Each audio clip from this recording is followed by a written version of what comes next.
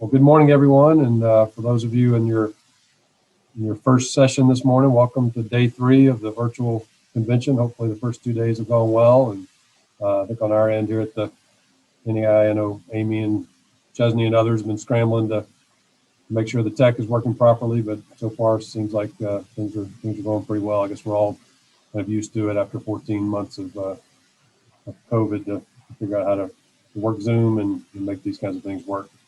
For those who I haven't met, I'm Jim Carr, president of the NAIA, and it's my pleasure to be the host and the moderator of this name, image, and likeness session. We have 3 great panelists who I'm going to get to here in just a couple of minutes because they're the ones we really want to hear from this morning. But I did want to just make a few introductory remarks and cover a couple of things.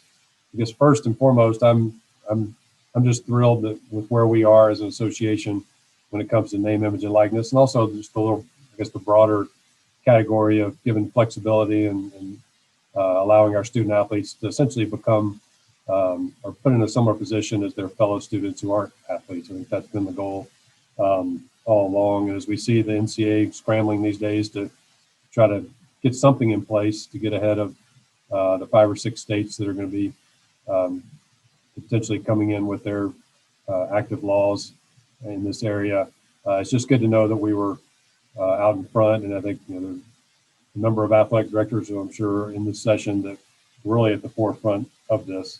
It all started, in my mind, 4 or 5 years ago with, again, a willingness to relax some of our traditional rules for student athletes. And I think some would even argue were pretty archaic at the time, but had been tradition and longstanding rules in college athletics. We all know those kinds of things are hard to change and hard to reverse course on. So we started with rules regarding what student athletes can receive from friends and family, and then extended those out to even what supporters of various institutions could do for student athletes in terms of gifts and things like that.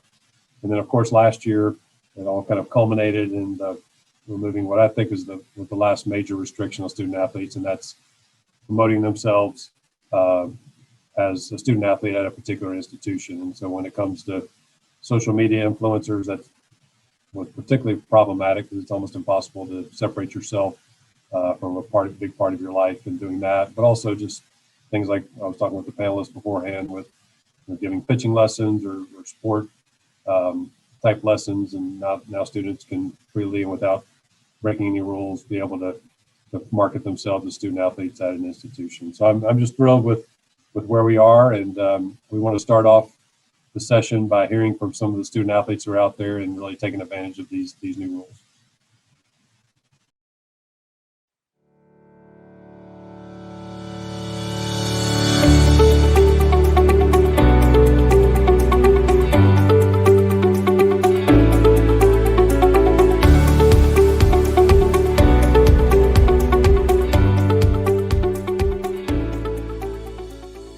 Hello everyone, my name is Victor. I'm an international student from Brazil. I'm a member of the ASA and CSA, and some of you might know I am also a content creator.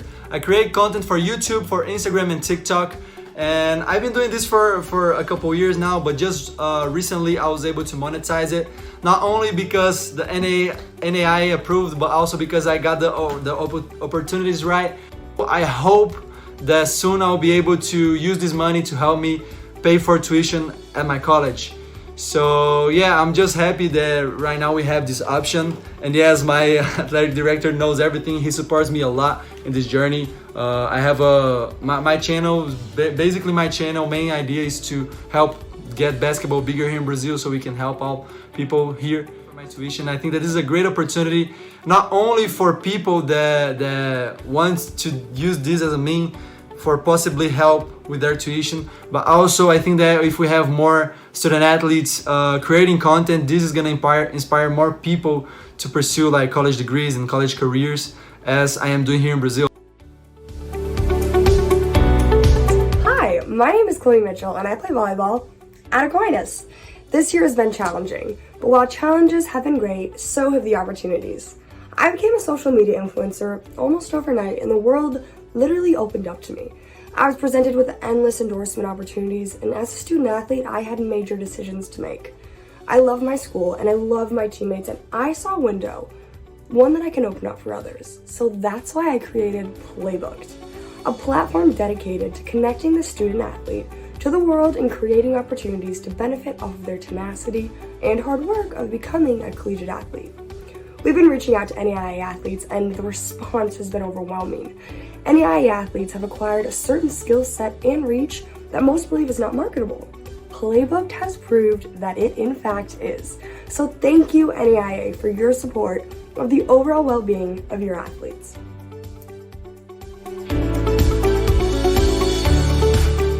Hi, my name is Connor Clemens and I attend Aquinas College where I run cross country and track. This year I've been lucky to work with a platform named Playbook, which was created from an Aquinas athlete and her dad.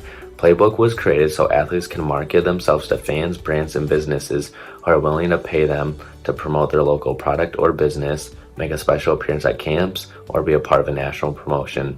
So far I've made 2 promotional videos for a business and also a product, Smart Cups, and I made $50.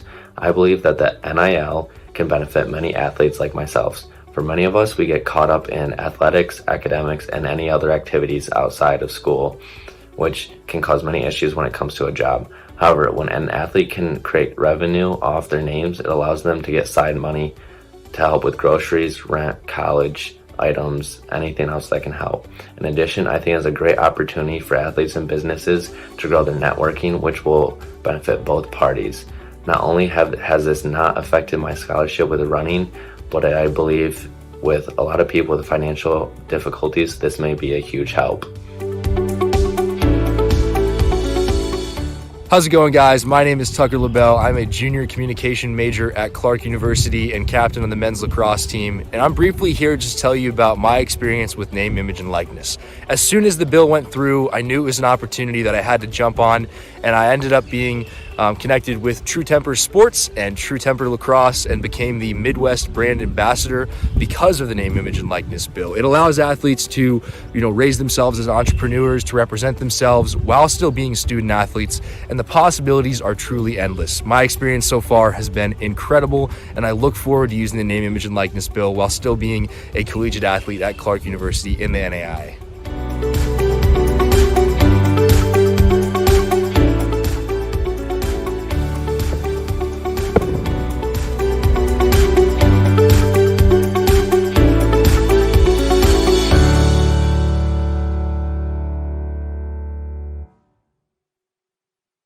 All right, I hope you were all able to get a good flavor of that. I know we had a little bit of glitch there on at least on my screen. The video was having trouble keeping up with the audio, but I think you were able to get a good sense of some of the different activities going on around the country, and hopefully it looks similar to some things that you're seeing on your campus or in your conference.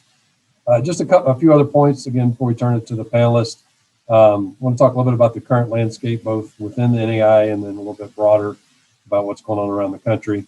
As I mentioned before, the goal all along in this, at least in my view, was to put student athletes in a similar position as non-athletes. And I think once most of us came to that conclusion, there really didn't seem to be any compelling reasons to not move in this direction. And so again, great leadership from our athletic directors and others, we've essentially gotten there. We're also, as we saw in the videos, seeing signs that student athletes are taking advantage of the opportunities. I think there's probably a little bit of confusion in terms of when students need to submit forms, and we're probably not getting certainly all of the activities going on out there. But again, signs are good that student athletes are taking advantage of this, as we just saw. And then finally, I want to talk a little bit about a question we get pretty often, and again, Lindsey Thompson is on this Zoom as well, and he can answer questions in this regard. He's going to become our resident expert in following all the state laws and different things. And Dan, if you'll move over to the next slide with the map. This map changes almost daily, so don't worry about tracking on exactly which year certain things will pass. But we do know that somewhere around a half a dozen laws are expected to become active as of July 1.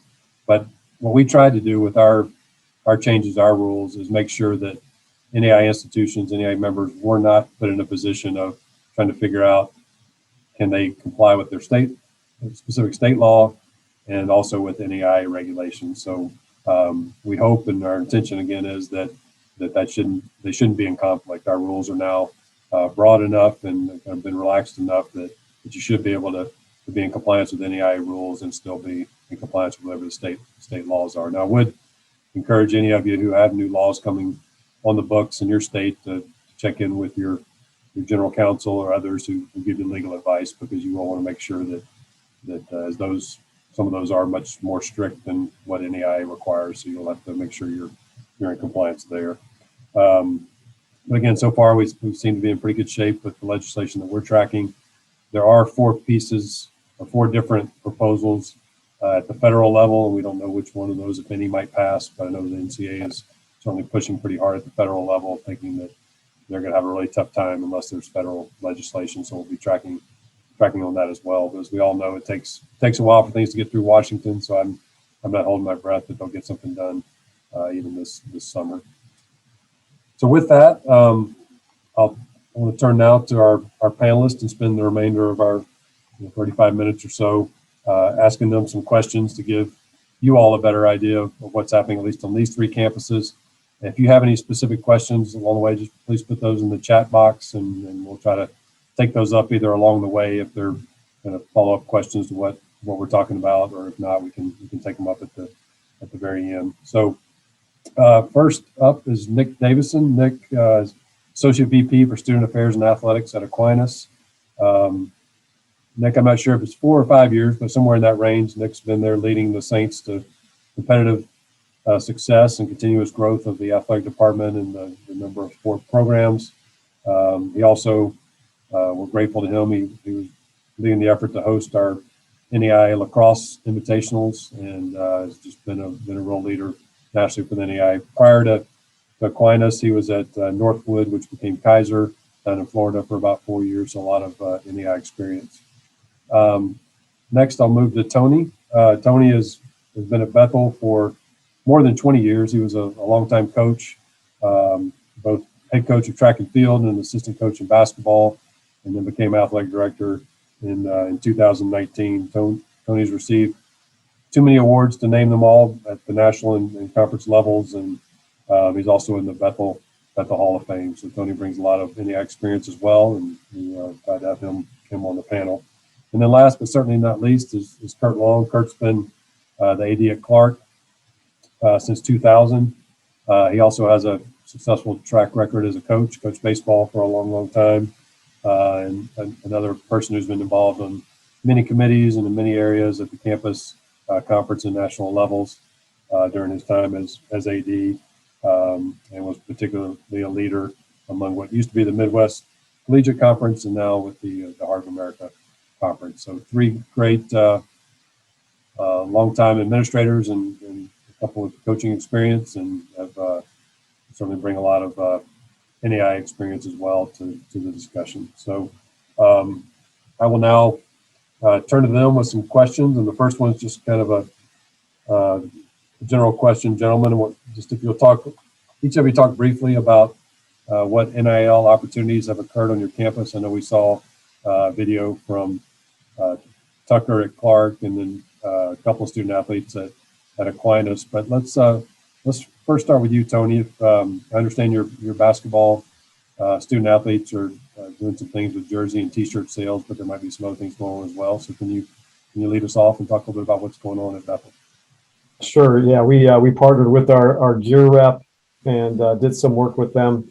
Just with everything being new and unknown, just at a pretty low level, but just started out with our gear rep with the names on the jerseys and at some of our basketball games, and that's really the extent of what we've done so far.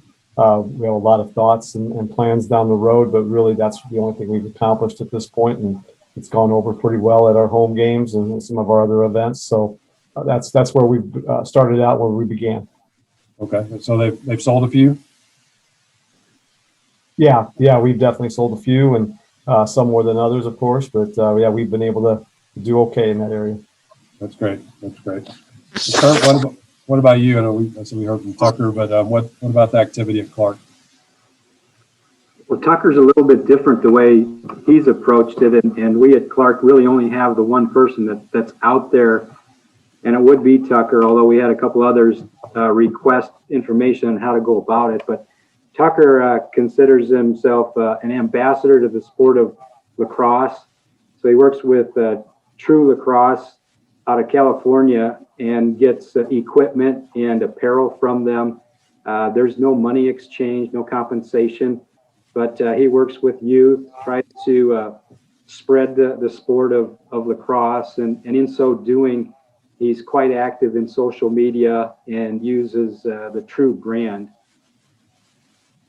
That's great. I can vaguely remember my college days, but free gear was a good thing. So I'm sure it's helpful for him. And then Nick, turning to you, for those who have been following this, I think Chloe is probably the highest profile example we have so far. And I know she and her dad have even started a company around this. But can you talk a little bit about the experience with her and then anything else that's going on at Aquinas? Yeah, we've had 4 students so far that have sent in information regarding, the NIL, ranging from $27 to $3,000, somewhere in that range. And all of ours have been done and initiated through their own opportunities. So as you saw, Chloe started off as a do-it-yourself on TikTok. The She Shed, I think was what she started, and it quickly escalated for her. But it did open up that opportunity for her to start the company, Playbooked, which is helping other student athletes start. And I know that the 3 other students, I believe, in our campus went through her operation there. So it's interesting to see it. Learning from Tony there a little bit about what are those opportunities that we can do to help provide for our students too, to connect them with our own vendors. But we have I suspect it's going to grow from the 4 that we've had already, but the 4 have been a very, very low range, and it's been very manageable from that aspect. Okay, thanks for that, Nick. Then moving to a related question, you all are some of the first to tackle these kinds of opportunities. What challenges also come along with this and seeing with your student athletes? Curt, maybe start with you. Have there been challenges so far? Well, I think the first challenge was what are the rules? Because the rules really are not very defined in any way, even at the state level. So we really worked through that. I was in contact with Brenda White and Lindsay about what can we do, what can't we do last fall. We want to make sure that there were no amateurism rules that we were breaking.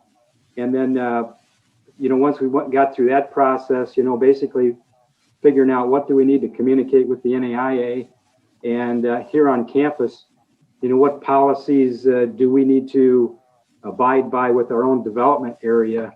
So, and again, it's kind of open-ended and progressing as we learn more and more, but there aren't a real lot of defined rules at this point.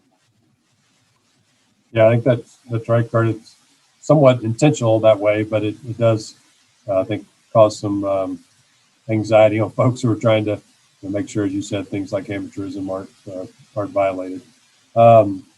Nick, what about the challenges at Aquinas, especially given all the activity you've seen so far? Yeah, so we set out with to at least establish our own philosophy on how we're going to approach this. We are trying to remember that our students are student athletes first, and I know they're entrepreneurs and they're anxious to earn money, but we're trying to not let that get in the way of supporting them as student athletes primarily. And what I mean by that is, very easily, especially somebody like Chloe, who is very well recognized on TikTok. We don't want to take advantage of our students, so we don't want to put them in positions where we're asking them to promote our institution, where now we feel like we're actually one of their sponsors. So we've been very very hands off in trying to push her agenda, but we are also trying to just be there to support the students in their process. We don't want to become a PR firm for anybody, because that alone will end up being a full-time job if we're trying to push everybody's agenda, because this is going to keep climbing. And so we've been very, very, from the start, very strict on, hey, we're here to support you. We're going to pass over media requests to you. We're not going to be managing media requests if you get them. We've been interviewed and asked questions, and we would respond to those questions, but we are not in the process of trying to set all of that up. And as many of you probably saw in the opening video or one of the other opening videos, Chloe has received a lot of that national attention. And, we have not been really engaged in that other than helping promote it on social media, promoting our students like we do with all of our students versus trying to take that over. Okay, thanks, Nick. Tony, how about Bethel? Anything to add in the challenge front? Yeah, very similar to what Curt said. We first started looking into this, not knowing what was going on and not knowing exactly what the rules were. We were in contact with the NAIA, with Brenda, with Lindsay, myself, my FAR, just to make sure we were doing this the right way, every step of the way. And that was probably the biggest challenge that we had, was as we were going about this, just making sure that we were doing this correctly. And like I said, we're doing it at a very low level. The amount that our kids have made, I think the top level is somewhere around $300. So, I mean, it's not like they're making a ton of money off of this, but we wanted to make sure we're still doing it the right way. As Nick said, I think this is something that's going to happen more and more down the road as we get going. So again, we just want to make sure that we're following everything as we should be, trying to make sure we're navigating those waters correctly. It's still very much an unknown area, but just trying to make sure we're following things the right way. That was probably the biggest challenge we had getting started, at least this year. Okay, thank you for that. Nick, we'll start with you on this one. We know this is a whole new world for you all, but also for the students. Did you take any steps to try to help educate your student athletes in advance? And maybe what are you planning in the future? And I guess three-part question: how can the NAIA potentially help institutions when you're thinking about those things? Yeah, I wouldn't say there was a whole lot of advance in this one, but I would say that as we move forward, we're going to be walking through this process with our students at our student athlete meeting in the beginning of the year. Every year, we'll present on, here's what you need to do if you're going through this process. And I think Curt mentioned it.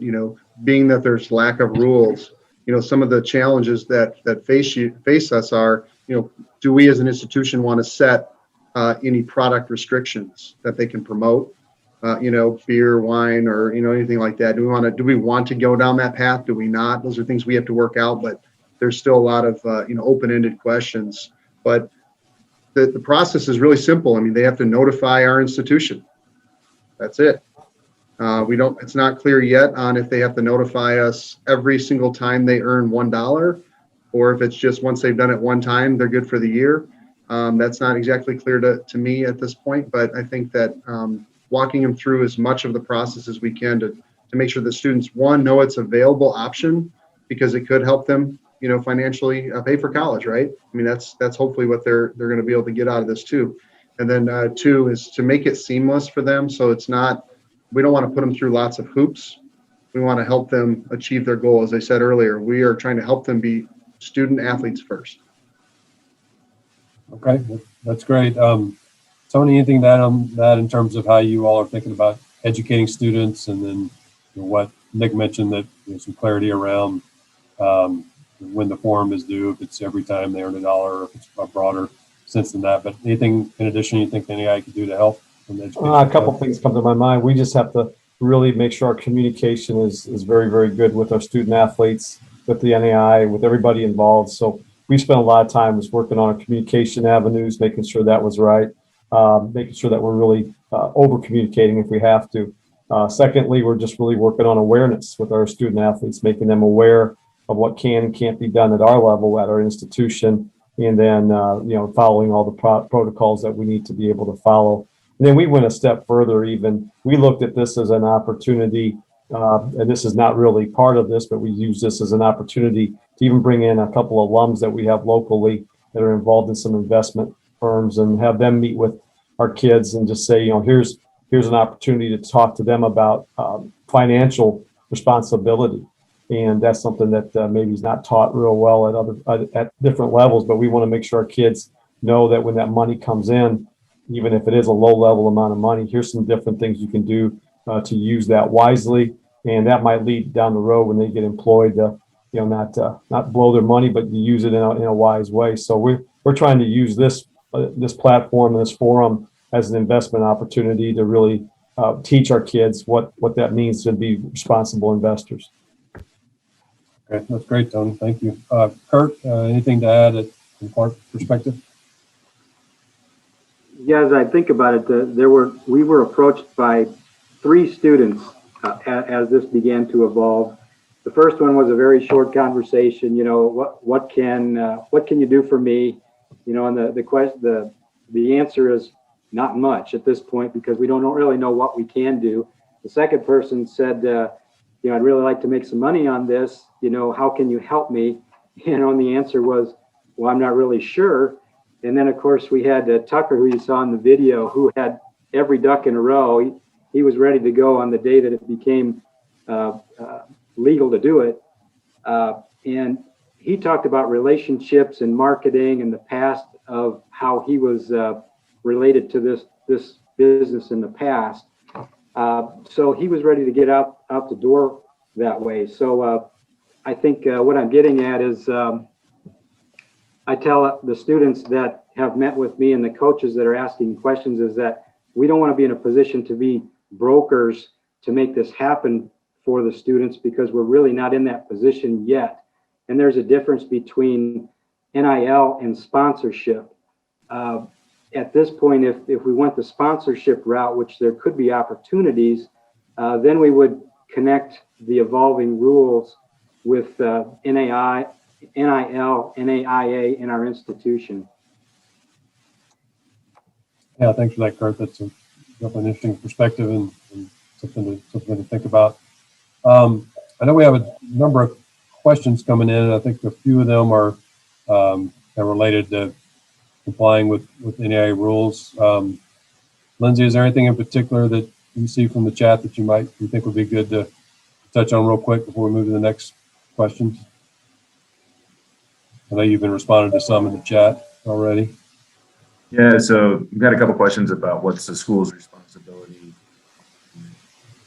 educating the students on and keeping track of this information. So the way the bylaw is written, the onus is on the student athletes. So they have the responsibility to notify you guys, and they can do that through our form online. That form is not required, but we do,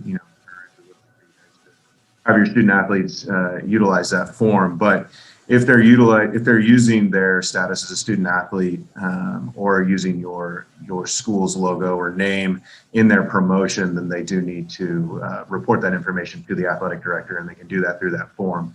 That form comes directly to us, the legislative services, and then we'll share that back with to the athletic director. And once we do that, or once they submit that form, then that responsibility has been fulfilled. And then I did want to jump in on one thing that Nick said, and we talked about a little bit earlier, was that how often does the notification need to be provided? And I think that the intent is that, if a student is promoting themselves or being paid for a promotion from one single company, they just need to notify their athletic director that one time. They don't need to do it every single time they get a check from that school. But for each different opportunity, they could need to provide that notification to the athletic director. So we'll work on the form. We'll look at that. We're working through this at the same time as you guys. And so if we need to make any adjustments to that, please let us know. If there's any ambiguities there, please let us know and we can try to clean it up. But some other questions that came in, there was one about how this impacts with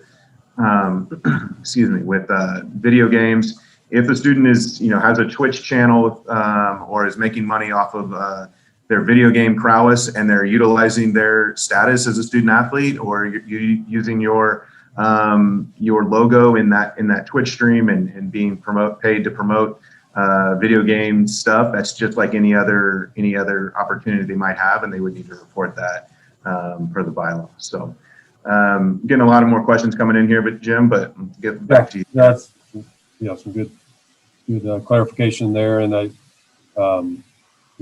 think one point that I would just build on that Lindsay said is we're we're just getting started with this. And so we really could use your help in helping to identify places, whether it be the forum or more clarification on any particular part of this, so that at future conventions we can continue to build on this. Because we're just getting started. I think the general rule is that if the students are making money, it's not coming from the university or the college, then it's essentially allowed under our rules. It's not exactly true if you're getting paid to play professionally, but otherwise, it's a pretty.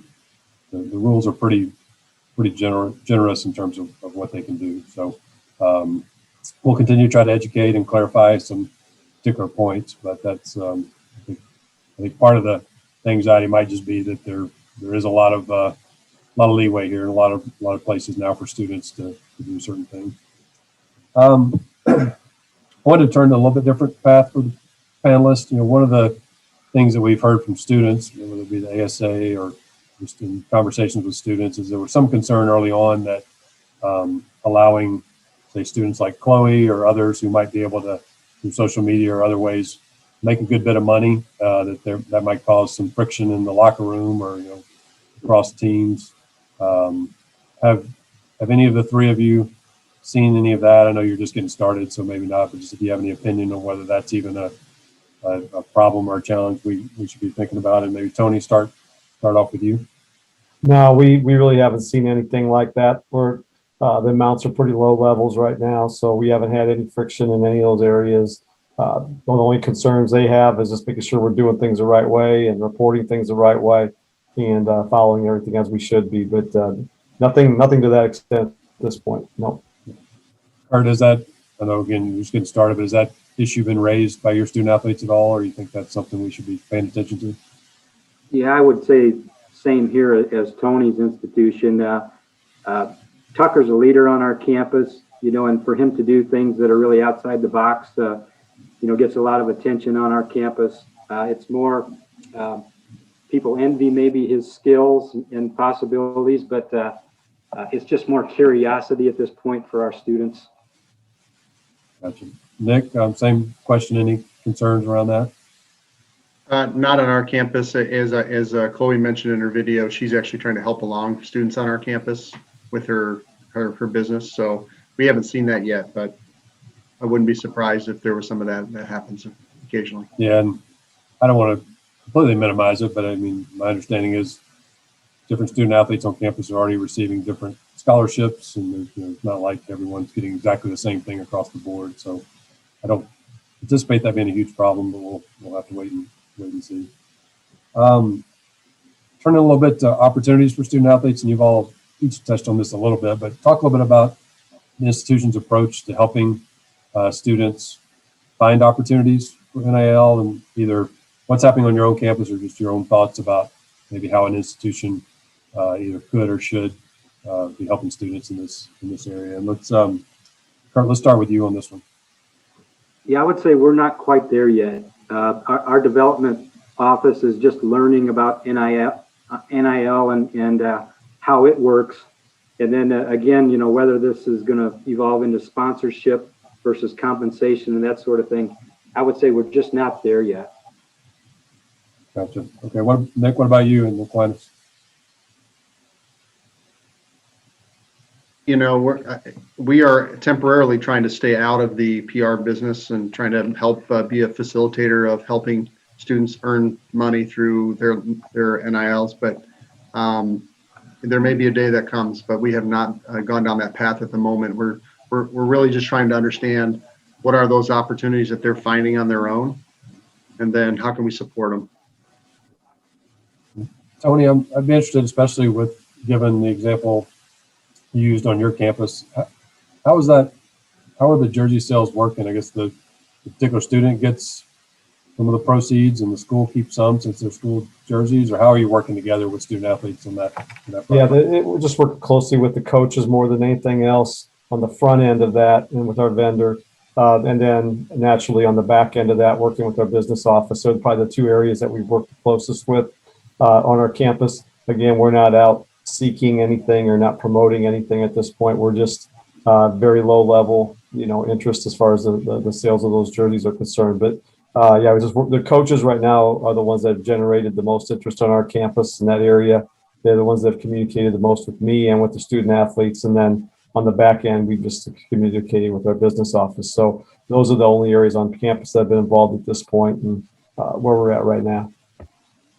So it sounds like the idea for that initiative or that project came from the coaches, or maybe student athletes through the coaches for the jersey sales. Yes, that's correct. Yep. That's great. And then the last question I have, and then maybe I'll turn back to Lindsay to see if we want to address any in the chat. And you all touched on it. Maybe Tony, I'll start with you because this kind of goes back to the jersey sales. What have any of the opportunities caused conflicts with institutional sponsors or institutional donors? I know that's been throughout the last several years of talking about NIL at all levels. That's been a concern for institutions that somehow there would be a conflict, and it would either mean that a sponsor might go away from the institution, or just the revenues would need to be shared, or there just might be conflicts in the general. No, actually, it's in some ways it's helped a little bit because with our sports rep, we've been able to work closer with them and with our gear rep and in those areas. And I think just the opportunities that these kids have when we talk to our school sponsors and those kind of things, I think it's a great way to communicate to them what the NAIA is doing, leading the way in these areas, and they're very excited about the future of this. Again, these are all we're all navigating some different waters and trying to figure it all out together. So there's a lot of questions that are being asked that we'll figure out down the road. But right now, with the low level that we're going with, we haven't seen any conflicts. We haven't seen any issues with that. Our sponsors have been on board, and our gear rep has definitely been on board with that as well. Nick, how about you? Any conflicting issues? We haven't seen any issues yet with sponsors, but we need to have further conversations on if there are different sponsors that we do not want our brand tied to. And so we haven't gone down that path completely yet, and we haven't had a reason to either. So we haven't seen those conflicts. It is a conversation that's happening on our campus with our marketing communications team. Sounds good. And then Curt, how about it, Clark? I would say the same as my fellow ADs on that. The one benefit, I guess, that we've gotten from True Lacrosse is equipment that we've been able to spread out into the community. And Tucker has kind of a national presence with his social media. So he's been able to spread the good word. And, there's been times that he'll wear apparel and be able to give it away, which has been very nice. Gotcha. Well, thanks. Well, I'm looking in the chat. We'll turn to Lindsay real quick to see if he wants to pick out any particular questions. Okay, we have quite a few. Yeah, so we have one for the panelists here, and it's from Robin, and she asked, "Do you have any guidelines and/or P&P?" And I'm not sure what P&P stands for, but maybe you guys do. But do you guys have any guidelines and/or P&P that you use with your student athletes that you would be willing to share?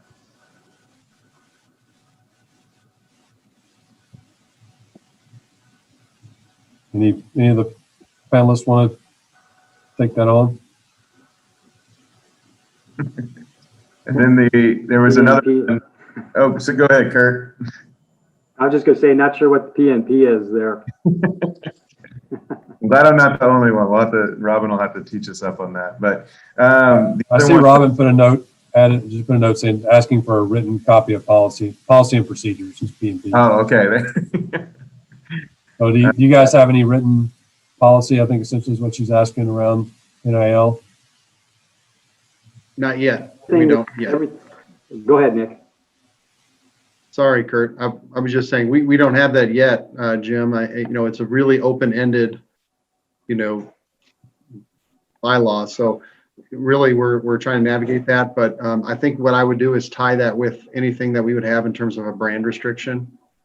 And that's where we'll end up tying with it. But walking through the step-by-step process on how students will successfully report what it is that they need to be doing.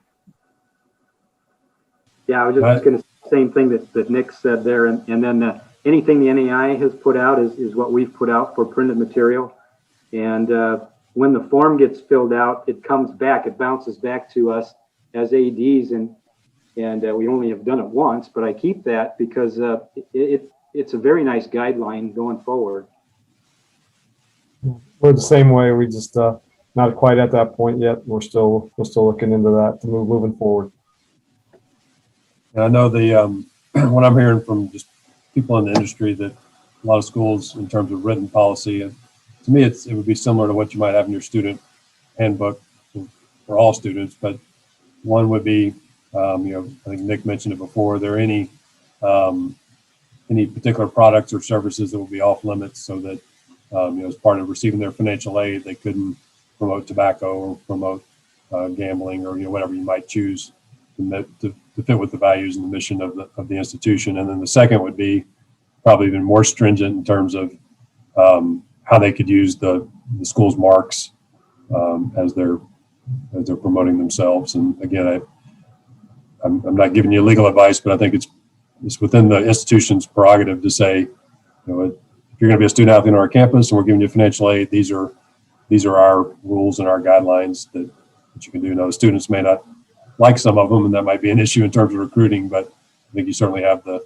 ability to do that as you choose. Jim, I'd tell you too, I met with a company, I think it was on Monday, that was a company that's looking into how to track this stuff for your institution. Yep. If it were to go down that path where you really need to have, you have so many people that you need to start tracking it. And so there are different products and services that are going to be coming out because of this rule change. And I think they're really prepping themselves for, those students that can generate lots of money, but there are tools that are coming out to help manage this better. Yeah, that's a great point, Nick. I'm glad you brought that up, because we're in discussions with a lot of those companies, and they each are trying to create a different niche, but there are some who are more in the tracking business. There are others who put themselves out there to try to help student athletes find opportunities. And we've decided that we're going to try as best we can to be patient and not rush into a partnership until we really understand what the biggest needs are of our members. We have those who are ready to partner with us tomorrow, but just want to make sure that we're not just trying to get a few $1,000s for a partnership, but not have companies that are serving our members well. So stay tuned for more on that. And if you have any ideas about companies you think are good in the space, everybody's relatively new, so it's hard to judge who has a good track record and who does things the right ways, because they're all just kind of getting up and running. But please come towards us if you have anything in that area. I think we're down to just a couple of minutes left. Lindsay, any other questions in the chat, or Chesney, that you guys want to pull out? Yeah, a couple more. So there was one where they wanted a little bit of clarification on when this compensation needs to be reported. So for the bylaws, so before this bylaw was passed, students were able to be paid off their name, image, and likeness as long as they didn't reference their institution or their status as a student athlete. And so with this change, now they can reference their status as a student athlete or your institution. And so it's when they're referencing that status or their school that it needs to be reported to the athletic director. And then there was also a question about students signing with agents. And so with this change last October, the ability for athletes, NAIA athletes, to sign with agents and not violate their amateurism was also lifted. So we have had some basketball players that have signed with agents, but once they sign that contract with the professional team, that's when the amateurism would be violated. So that piece was also changed at the same time as this legislation. There was a question from Darnell Smith at Texas A&M San Antonio about Title IX consideration for the NIL legislation. I cannot not really speak to that. I mean, I think that this is an opportunity, and maybe Jim or somebody else, or maybe your Title IX office or General Counsel office can help you out with that. But from our Lindsay, I can just speak to it from a general perspective. If the way NIL works or tends to work is that these are dollars that are coming in from outside entities. They are coming from the institution. And so in my view, there shouldn't really be Title IX implications. Now, for situations where the institution is involved, and maybe Tony's example of the jerseys, if you're treating men's team different than the women's team, then you might have some issues. But if you're if you're given equal treatment in those areas, then I would think you'd be in pretty good shape. So since we're at 9:45, we'll have to conclude. One thing that I wanted to just add real quick is that you're going to see in the coming weeks, the NCAA choose a vendor. They have an RFP out in terms of compliance and trying to track all of these things.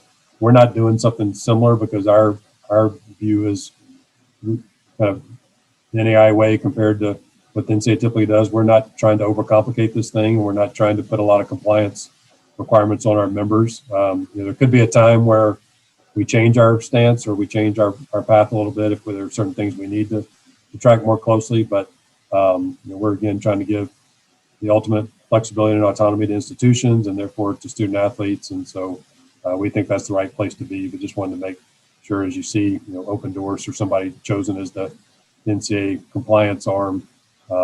That's for a reason, because I think this is a pretty safe prediction. They will make this very complicated, and we're trying not to do that. So it's been a great session. Thanks to the panelists. Thanks to Lindsay for jumping in on some of the compliance questions. And you all know where to find us. If there are other questions, please send them our way, and we'll do the best we can to all learn together and move forward in what's in the best interest of our student athletes.